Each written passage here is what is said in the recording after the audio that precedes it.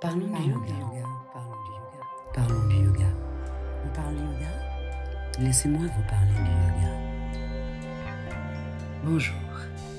Pourquoi pratiquer le yoga comme activité spirituelle? Le yoga est à la fois physiologique, psychologique et philosophique, ou disons plutôt philosophico-spirituel. Après avoir vu l'aspect physiologique puis psychologique dans les deux podcasts précédents, nous allons donc maintenant aborder l'aspect philosophico-spirituel. La philosophie peut être définie comme une recherche de vérité, guidée par un questionnement sur le monde, la connaissance et l'existence humaine, et reposant sur la raison. La spiritualité, quant à elle, est plus complexe à définir, car le sujet est vaste. Disons que la spiritualité pourrait être définie comme une manière d'être connecté à plus grand que soi, d'être en harmonie avec soi-même et ce qui nous entoure. C'est une construction personnelle propre à chacun. Une recherche fondée sur l'expérimentation intérieure et un travail global sur soi, ouvert au point de vue des autres, capable de se remettre en question, de s'interroger pour trouver réponse et sens. S'affranchir de tout ce qui enferme, sépare, asservit, écrivait Charles Juliet. Les écoles de pensée philosophique issues de l'Inde, les darshanas, sont à la fois philosophiques et spirituelles, afin de chercher réponse aux grandes questions que l'humanité n'a eu de cesse de se poser. Comment le monde a-t-il été créé? Qu'est-ce que la conscience? D'où vient-elle? Qu'est-ce qui a formé les lois fondamentales de la physique? Y a-t-il un but à l'existence? Je ne parlerai donc pas de religion dans ce podcast, ni d'hindouisme, ni de sikhisme, ni d'adoration à des déités telles que Ganesh, Vishnu ou Krishna, ni de croyances ou rituels religieux, ni de morale ou de piété. Et rappelle que pour Krishnamacharya, les dieux de l'Inde ne nous seront jamais d'aucune utilité. Nous devons prendre en compte nos cultures et nos valeurs pour adapter le yoga à nos sociétés, tout en étant respectueux des enseignements sources pour mieux éclairer notre monde présent, sans vouloir ressusciter le temps du passé. Faire évoluer la tradition par l'interprétation, sans rêver d'un ailleurs lointain, comme le dit Philippe Fillion. Ce qui peut être troublant, c'est que l'hindouisme revendique haut et fort le yoga aujourd'hui. Mais c'est au même titre que l'ensemble des darshanas orthodoxes. Un Indien ordinaire n'hésitera pas à emprunter librement les idées de l'un des darshanas pour étayer ou valider ses croyances religieuses. Or, c'est le Mimamsa darshana qui est le plus en lien avec l'hindouisme et la ferveur religieuse.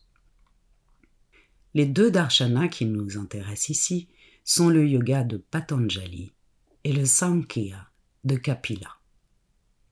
Le Sankhya adopte un point de vue selon lequel nous ne pouvons pas penser correctement si nos émotions ne sont pas sous contrôle. D'où l'importance du yoga pour le Sankhya. Et le yoga utilise la métaphysique du Sankhya et l'adapte à sa psychologie. D'où la référence à la terminologie propre au Sankhya dans les sutras de Patanjali. Pour le Sankhya, la connaissance discriminante, la réflexion et un raisonnement indépendant de toute autorité sont les outils les plus valables pour comprendre ce monde et échapper aux souffrances de la vie. Le Sankhya ne croit en aucun créateur, ni en Dieu, et rejette le système des castes. Il croit qu'il existe deux réalités permanentes et éternelles dans ce monde. Le monde matériel, appelé Prakriti, à savoir tout ce qui est sujet au changement et fluctuations. Et la conscience pure, immuable, appelée Purusha. Le yoga, lui, se concentre sur le mental, utilisant la psychologie pour construire son système indépendamment des Védas, et souligne l'importance des états de concentration avancés pour purifier notre conscience altérée, créant ainsi des expansions de conscience permettant de se rapprocher de plus en plus de notre niveau de conscience le plus pur, qu'il nomme Atman. Purusha, Atman, Brahman, la conscience pure, le suprême, le soi avec un S majuscule, Jiva, sont une seule et même chose.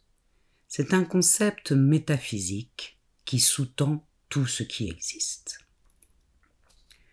Pour être accepté par la caste toute-puissante des religieux, la caste des brahmanes, ces deux darshanas ont dû accepter l'autorité des Védas, contrairement au bouddhisme par exemple, qui du coup fut chassé de l'Inde, pourtant très en vogue entre le IIe et le Ve siècle.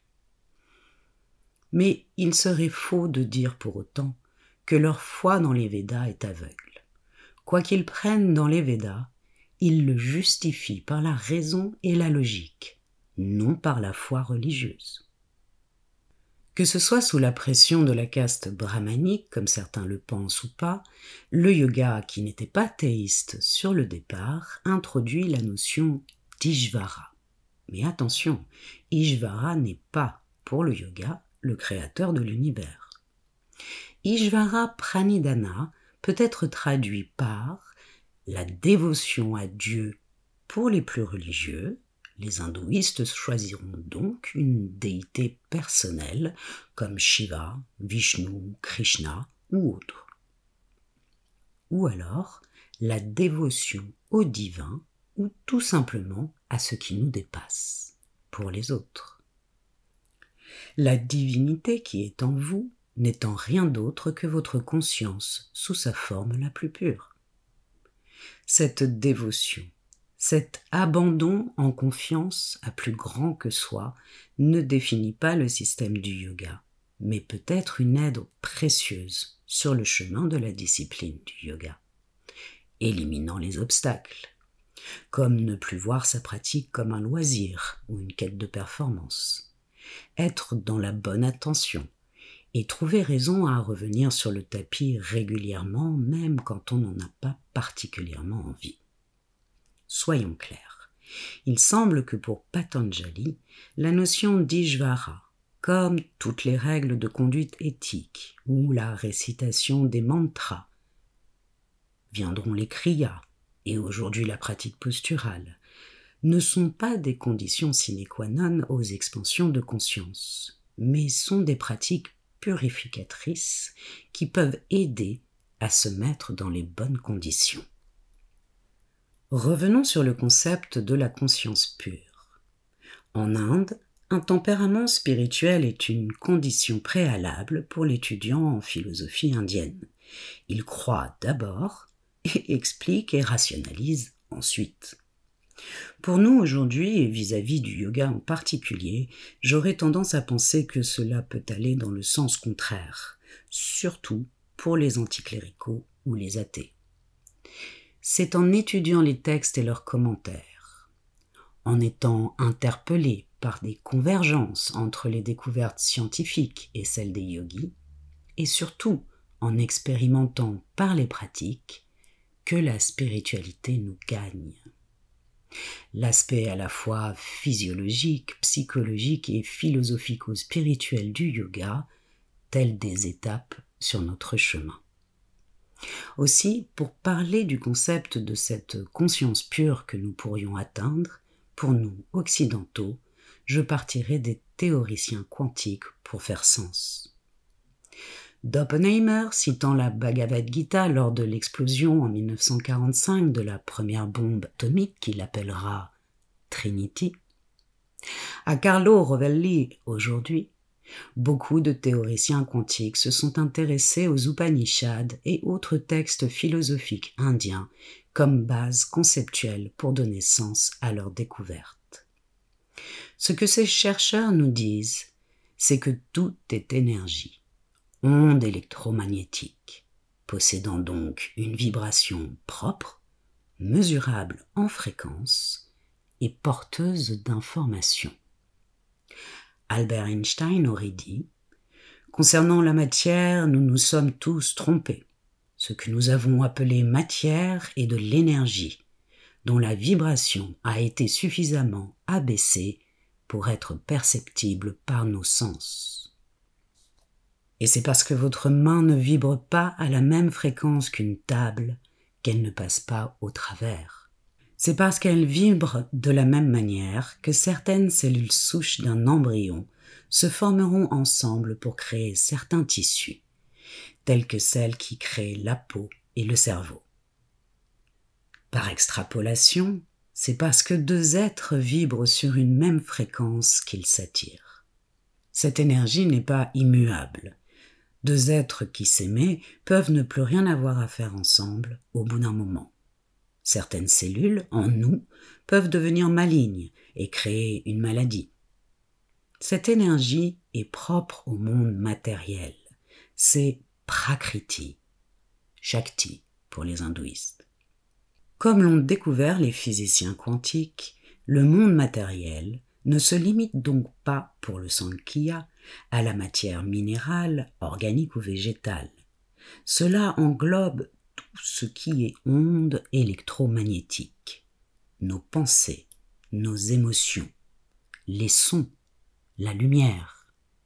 Toutes ces ondes évoluent sur une trame, un champ qui sous-tend tout ce qui existe. C'est le champ unifié des physiciens quantiques. C'est cela, Purusha, Shiva pour les hindouistes.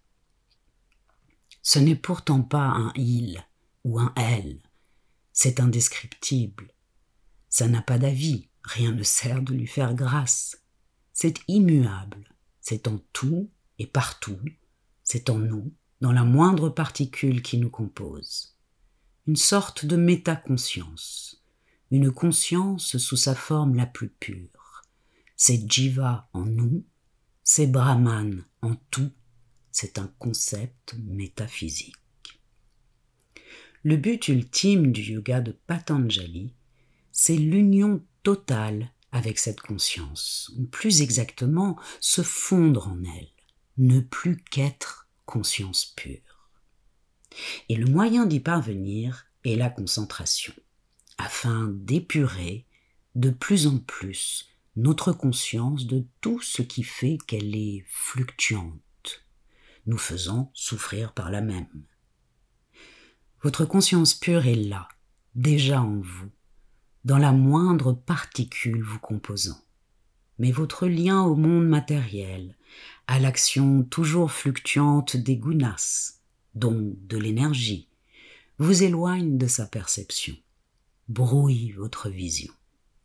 Vos pensées, vos émotions, ce que vous ingérez par vos sens ou votre alimentation, tout est sujet aux fluctuations énergétiques et joue sur votre énergie propre et globale, votre prana. Plus votre énergie est basse, plus vous vous identifiez au monde matériel. Plus votre énergie est puissante, plus vous percevez le monde énergétique. Si nous pouvions voir le monde avec d'autres yeux, des yeux capables de voir uniquement les ondes électromagnétiques qui composent notre monde dans son entier, nous verrions combien tout est lié, s'entrelace, s'échange des informations sans limite physique sur ce champ unifié. Albert Einstein aurait dit « Quand quelque chose vibre, les électrons de tout l'univers résonnent avec lui.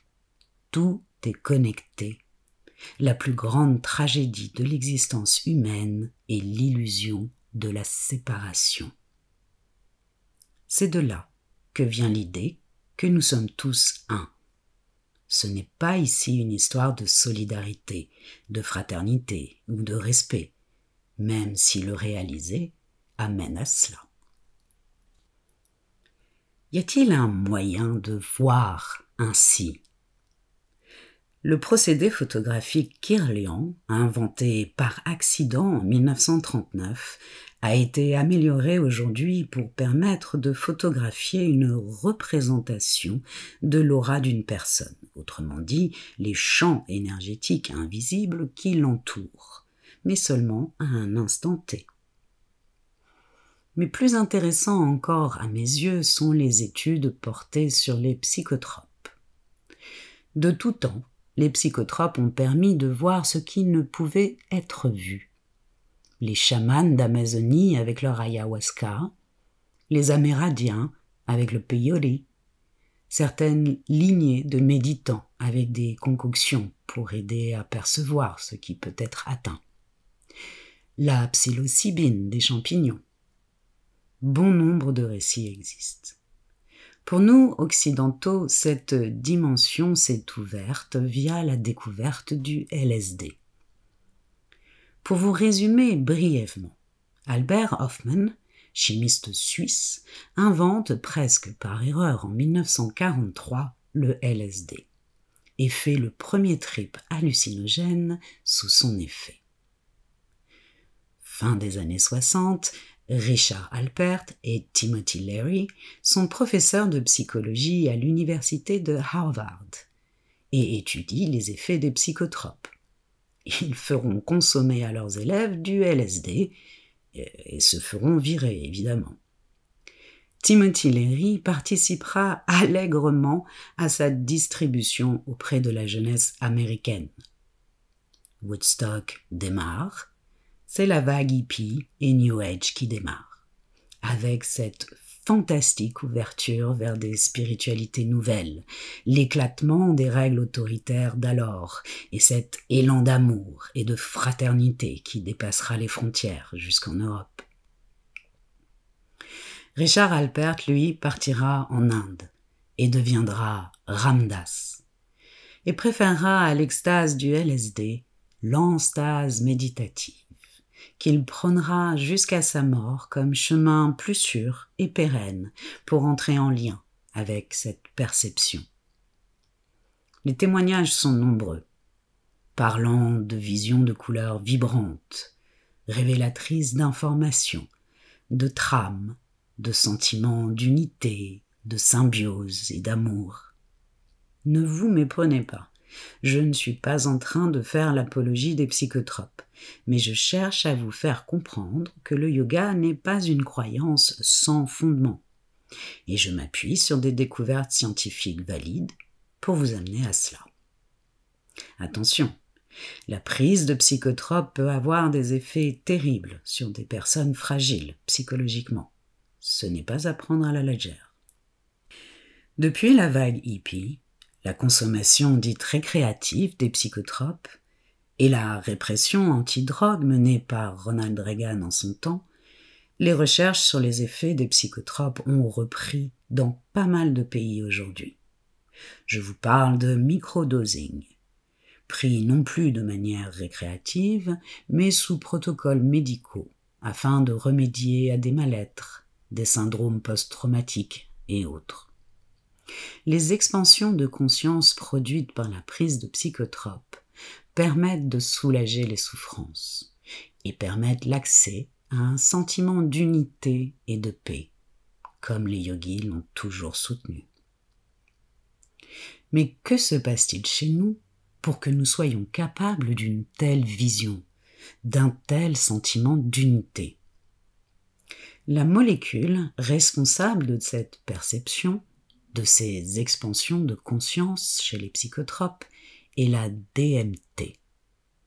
Or, il se trouve que nous sommes capables de produire cette DMT de nous-mêmes grâce à notre glande pinéale, qui se trouve approximativement au centre de notre cerveau, entre les deux hémisphères.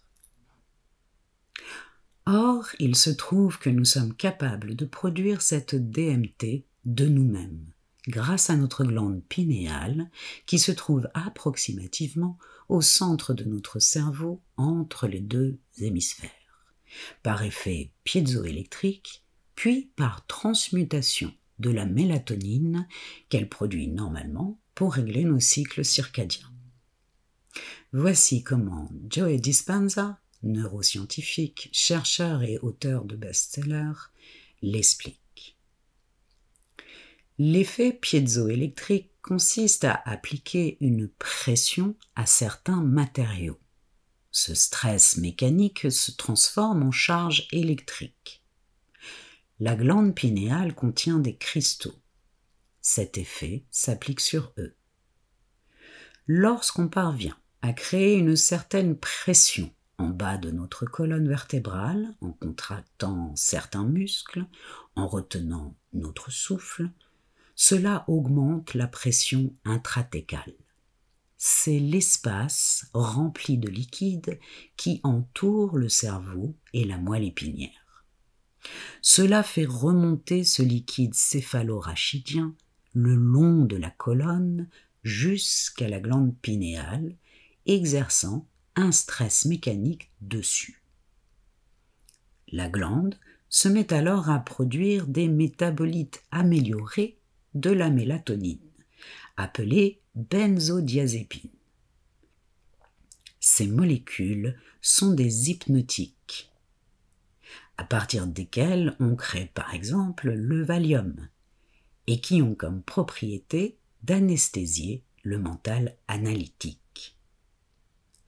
D'après les études, on constate que les benzodiazépines éliminent toute activité neuronale dans l'amygdale, le centre de survie du cerveau, limitant ainsi l'action des molécules chimiques provoquant la peur, la colère, l'agitation, la tristesse, la douleur. Votre corps se sent alors détendu, mais votre esprit reste lucide.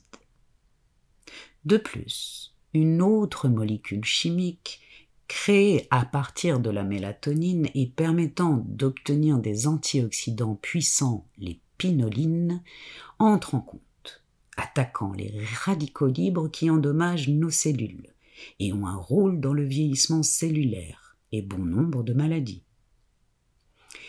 Et si vous modifiez encore une fois la mélatonine grâce à un surcroît d'énergie, vous obtenez la fameuse diméthyltrytamine, la DMT, connue donc pour engendrer des prises de conscience profondes. De plus, notons que la glande pinéale a un complice, la glande pituitaire, responsable de la production d'oxytocine et de vasopressine.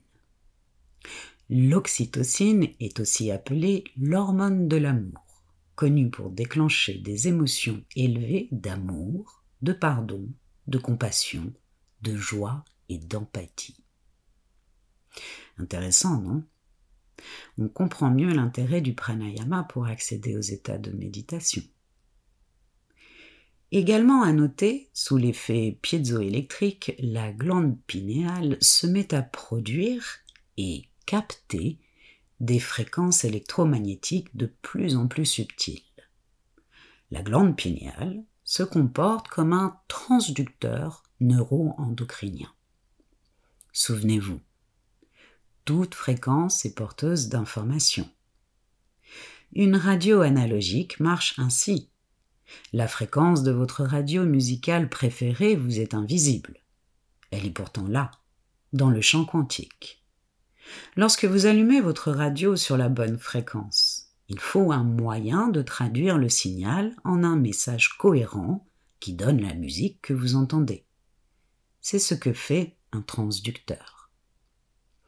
Le transducteur est votre glande pinéale, capable de capter des fréquences, donc des informations, ne provenant pas de votre réalité sensorielle habituelle. Difficile de ne pas faire le parallèle avec les textes indiens et le yoga, qui nous parlent de l'énergie levée en bas de la colonne, qui doit être réveillée pour s'élever le long du méridien principal, la sushumna, le long de la colonne, jusqu'au troisième œil, équivalent au niveau de conscience le plus épuré possible avant sa forme la plus pure, soit Buddhi, l'équivalent également de notre corps causal d'après les koshas. Je suis allé un peu vite là. Alors revenons sur notre glande pinéale en forme de cône, ou plutôt en forme de pomme de pin. L'œil est la lampe du corps. Si ton œil est en bon état, ton corps sera éclairé. Cette phrase se trouve dans l'Évangile selon Matthieu, et il est fort à parier que cet œil soit la glande pinéale, le fameux troisième œil pour l'Inde, ou l'œil d'Horus pour les Égyptiens. À noter que la pomme de pin, représentant la glande pinéale, se trouve également dans la cour du Vatican, sur des représentations de la Mésopotamie ancienne, permettant de penser que les anciens savaient quelque chose que nous semblons avoir oublié. Mais arrêtons-nous quelques instants sur le symbole d'Hermès dans la mythologie grecque. Hermès était un messager des dieux, qui pouvait voyager à sa guise entre les dimensions terrestres et divines. Son symbole était le caducée, représentant 2 serpents enroulés autour d'une tige, au sommet de laquelle on observe 2 ailes déployées, symbolisant la libération du soi, et une boule, ou une pomme de pin, au-dessus de laquelle se trouve une couronne lumineuse. Cela ne vous fait-il pas penser à la représentation de la Sushumna, le méridien principal, et les 2 serpents, Aïda et Pingala? Notre glande pinéale, telle une antenne, est donc capable de générer ce qu'il nous faut pour accéder au monde invisible à nos sens, tel Hermès, pour accéder au champ unifié des physiciens quantiques, un champ d'information où se trouveraient toutes nos datas personnelles, autrement dit nos mémoires, mais aussi celles de l'humanité, la conscience collective, celle de notre univers et de toutes les règles qui le régissent. C'est cela qu'on appelle la connaissance métaphysique. C'est sur ce champ que les médiums peuvent se brancher, car c'est là aussi que se trouvent les mémoires de nos vies passées, celles des défunts. La réincarnation est une de ces vérités védiques qui ne se discutent donc même pas. Une croyance pour vous peut-être, une révélation offerte aux rishis des temps védiques pour l'Inde. La réincarnation, c'est la migration de l'âme d'un corps à un autre. Lorsque nous mourons, notre corps causal, appelé également corps astral, notre âme, n'a plus d'enveloppe charnelle pour y loger, mais existe toujours dans le champ quantique, sous forme d'ondes électromagnétiques porteuses des informations qui nous sont propres, nos datas, nos empreintes karmiques. Ces empreintes karmiques, ces samskaras, sont bien plus ancrées en nous que celles que nous créons dans nos vies actuelles et déterminent, d'après les Védas, nos vies futures. Le yoga propose de faire disparaître ces empreintes, de les brûler par la pratique des états de samadhi, les états de concentration avancée. Ces empreintes peuvent se réveiller dans votre vie actuelle ou dans une prochaine, de manière à ce que vous y fassiez face et appreniez la leçon qu'il y avait à en tirer, pour évoluer sur ce que certains appellent aujourd'hui notre chemin de vie, votre chemin d'évolution spirituelle vers l'éveil. Le concept de la réincarnation pourrait justifier certaines phobies innées chez certains, ou des personnalités très différentes au sein d'une même fratrie, indépendamment de l'éducation donnée, de certaines appétences, facilité dans certains domaines, de rêves qui se répètent sans lien apparent avec votre vie actuelle. Le but ultime du yoga de Patanjali est la sortie du cycle des réincarnations.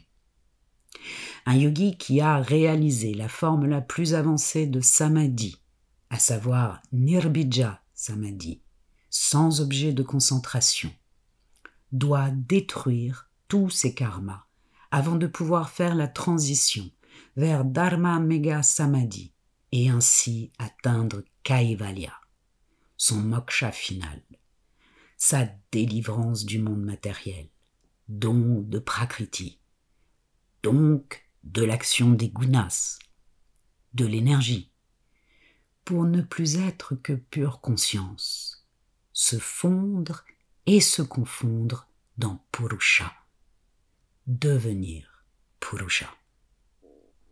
Autant le dire, c'est mourir, en faisant en sorte que son âme ne se réincarne pas dans un nouveau corps et reparte pour un cycle de vie.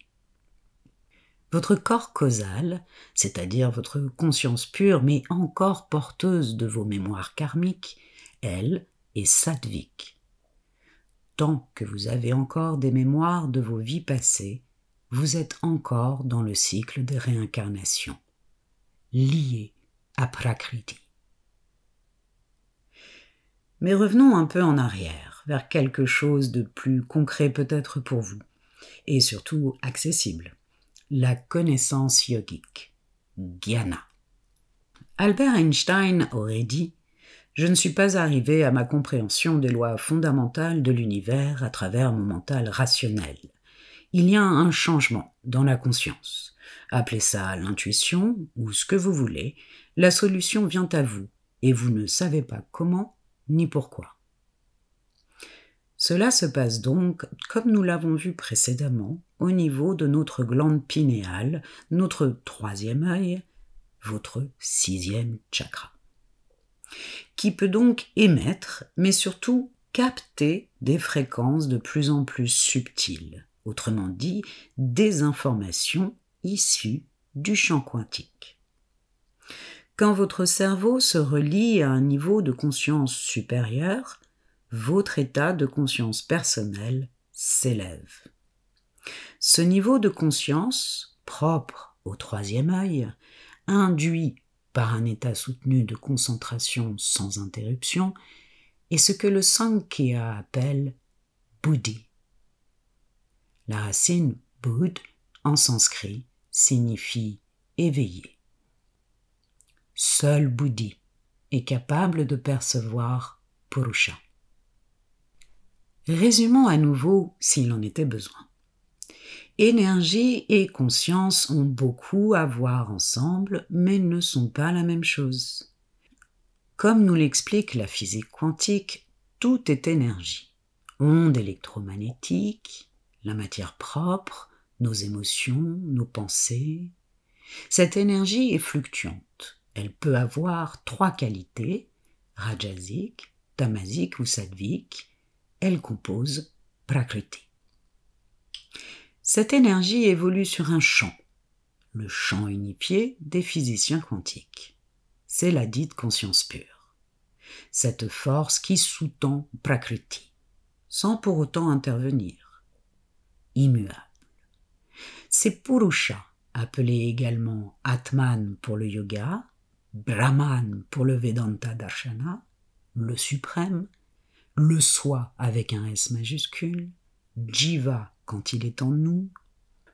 Plus votre énergie globale, votre prana est élevée, autrement dit, plus votre santé physique et mentale est forte, plus vous êtes à même de contrôler cette énergie afin de la concentrer en bas de votre colonne, au niveau du périnée, dans le but de la faire remonter le long du méridien d'énergie principale, la Sushumna, vers les centres supérieurs, les chakras, jusqu'à, par une concentration accrue, le dernier des chakras, le 6e, votre 3e œil, la glande pinéale.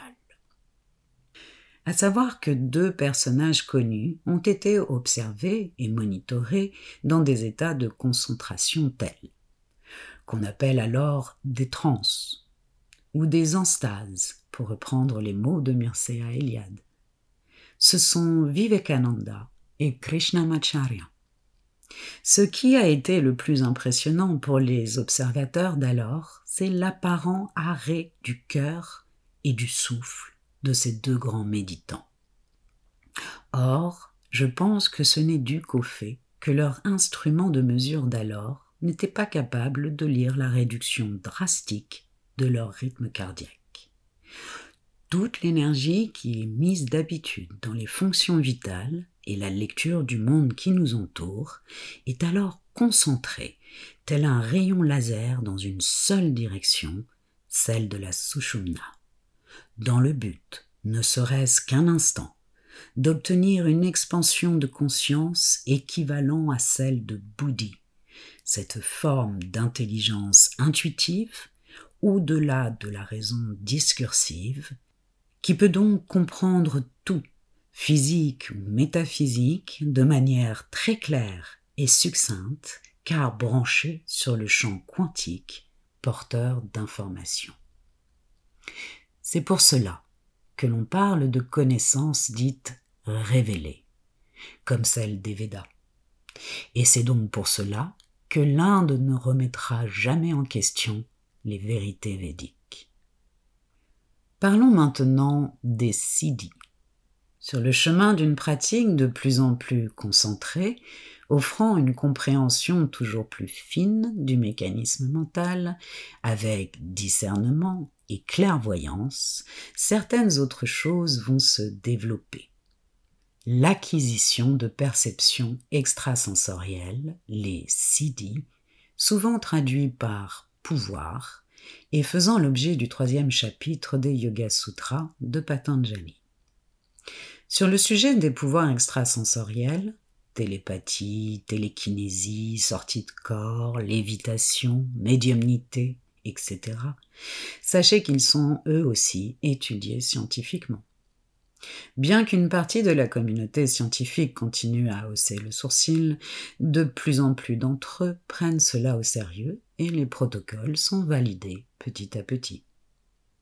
Dans ce sens, le docteur Dean Radin a beaucoup œuvré, mais d'autres également, comme les docteurs d'Étiolas et Fourier, qui ont mené pendant 10 ans des expériences scientifiques sur les sorties de corps avec Nicolas Fraisse. Les sorties de corps, comme les expériences de mort imminente, ont à voir avec le corps causal. Nicolas Fraisse, ayant par le biais des expériences menées sur lui affiné ses capacités, semble aujourd'hui pouvoir voyager dans le cosmos, ce qui est sous-entendu dans le Sutra 26 du 3e chapitre, et a déjà été rapporté par certains grands méditants d'hier et d'aujourd'hui, comme Gregor Mahel. Rappelons-le si besoin, ses capacités, ses pouvoirs, comme l'accès à la connaissance métaphysique, sont à la portée de tous. Certains n'ont pas eu besoin de pratiquer le yoga pour y accéder. Mais le yoga propose à ceux chez qui ce n'est pas inné des pratiques pour y parvenir. Brièvement, ces pouvoirs acquis graduellement au fil des pratiques de concentration avancée sont cités dans les sutras 16 à 49 du chapitre 3 de Patanjali. Démystifions-les quelque peu. La connaissance du passé et du futur, par déduction discriminante. Le fait d'exprimer clairement ce que l'on souhaite faire comprendre, soit le pouvoir oratoire, qu'on attribue au niveau de conscience du 5e chakra, celui de la gorge. La connaissance des vies antérieures, autrement dit, déceler chez soi les souffrances, les mémoires qui n'ont pas source dans la vie actuelle. La compréhension de ce que pensent les autres, penser à la télépathie ou simplement à l'empathie. Le fait de pouvoir attirer l'attention ou passer inaperçu. La maîtrise des sens. Penser à ceux marchant sur des braises ardentes ou à Wim Hof, le Iceman, et ses bains glacés. La lecture des signes. Penser aux synchronicités de Carl Jung. La capacité à rayonner sur les autres, à les influencer positivement, également prouvé scientifiquement, les émotions étant des ondes électromagnétiques. La force de caractère. Le fait de ne plus avoir à manger, ou presque. Cela a déjà été observé en Inde et ailleurs. On parle d'inédit, parfois appelé pranisme, puisqu'ils disent ne se nourrir que d'énergie. Cela reste une énigme pour la science aujourd'hui. L'intuition. La lévitation. Vous seriez étonné du nombre de témoignages répertoriés dans ce domaine. L'augmentation de la température interne. Le contrôle de la douleur et de la maladie. Pensez à nouveau à Wim Hof, capable d'influencer consciemment la manière dont son corps réagit aux agents pathogènes comme une bactérie ou un virus. Les sorties de corps. Certaines lignées de yogis, les siddhas, ayant été particulièrement attirés par l'obtention de ces 10 pouvoirs, Patanjali précise qu'ils peuvent être un obstacle au but final, renforçant l'ego, car s'y trouve également la manipulation d'autrui. Évidemment, plus vous connaissez le fonctionnement de votre mental, plus vous comprenez les autres. Vous développez alors un savoir-faire particulier dans l'observation d'autrui. Cela peut devenir un jeu, à ne mettre qu'entre les mains de personnes de bonnes intentions donc. Par ce podcast, j'ai cherché à vous montrer que le yoga darshana n'est pas sans fondement. En démystifiant les écrits indiens et pointant les convergences entre les découvertes scientifiques et les pratiques de yoga, je sais que les plus religieux n'apprécieront sans doute pas, car leur foi est suffisante à leurs yeux. Mais tel a été mon chemin, pour donner du sens à ce que je vivais au cours de mes presque 25 années de pratique et d'études. C'est la démarche d'une cartésienne, anticléricale et agnostique. Je le fais pour vous faire gagner du temps et donner sens à vos pratiques. Maintenant, entendez-moi bien. De la même manière que la pratique n'est qu'une coquille vide sans la compréhension de la théorie, l'étude purement théorique a ses limites. Nous sommes dans le domaine de l'inexpliqué, sans certitude aucune, à la recherche de réponses. La spéculation intellectuelle doit céder sa place à la pratique.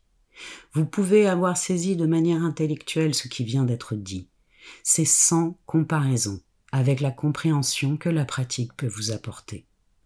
Et ne croyez pas que les états de concentration élevés ne soient pas accessibles, ou uniquement pour une élite spirituelle et pieuse. C'est faux. Quelques instants seulement, dans un état de conscience supérieure, vous permettront de vraiment comprendre. Tous les textes vous sembleront plus clairs. Et plutôt que chercher les convergences scientifiques pour créditer le yoga, vous finirez par vous amuser de voir la communauté scientifique finir petit à petit par dire la même chose, juste autrement. Mais pour cela, il va vous falloir vous dépouiller de tout ce qui a été appris, vous défaire de tout ce qui a été acquis, vous abandonner avec confiance, lâcher prise, dans le vide, la lenteur, le silence, seul face à vous-même. Il va vous falloir accueillir l'inconnu et être disponible à ce qui advient, sans analyse. L'attitude mentale, bhavana, pendant la pratique, a une importance capitale. Cela se situe au-delà de la technique, de la maîtrise et de la volonté. Krishnamurti disait « La méditation ne fait qu'ouvrir une porte. Ce qui se trouve au-delà ne pourra jamais être exprimé avec des mots. » Alors à vous de jouer. Pratiquez encore, et le reste viendra. Vous trouverez en descriptif de ce podcast quelques références à ce qui a été dit. Je vous remercie.